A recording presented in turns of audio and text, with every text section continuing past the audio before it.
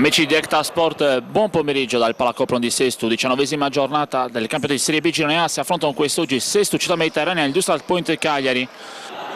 Ma ha lasciato forse un po' troppo solo dentro il verniciato dei 6 metri. 95 giocati, 0-0, l'Intas, la conclusione, il palo di l'Intas con Kossu che la tocca, il tanto che basta.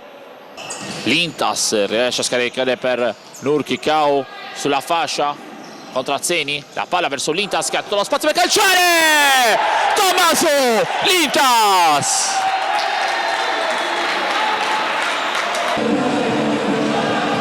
Gol del Sestu Città Mediterranea, ha segnato con il numero 2 Tommaso, l'Intas!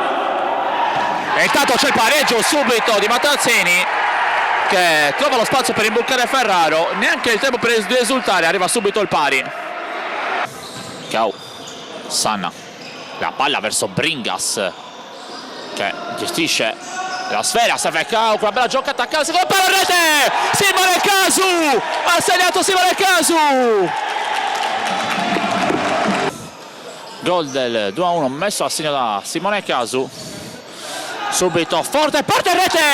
Tobias Bringas raggiunge quota 20, 3-1 dopo 24 secondi dalla ripresa.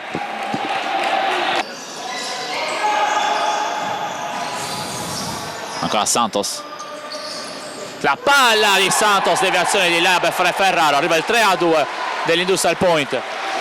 E poi in buca, lungo, verso Bringas di testa, fuori dall'area, Kossu è rosso, espulso a Claudio Kossu, per uscito fuori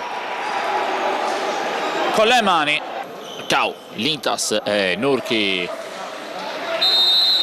in posizione, tanto batte Bringas, Kau, rete!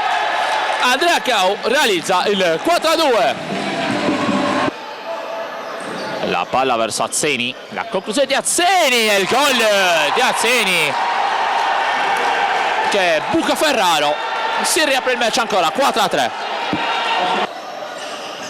La palla dentro, Frattini, palo gol, il pareggio Industrial Point, arriva il pari in un batter d'occhio, ancora l'Industrial Point a colpire, questa volta è Frattini.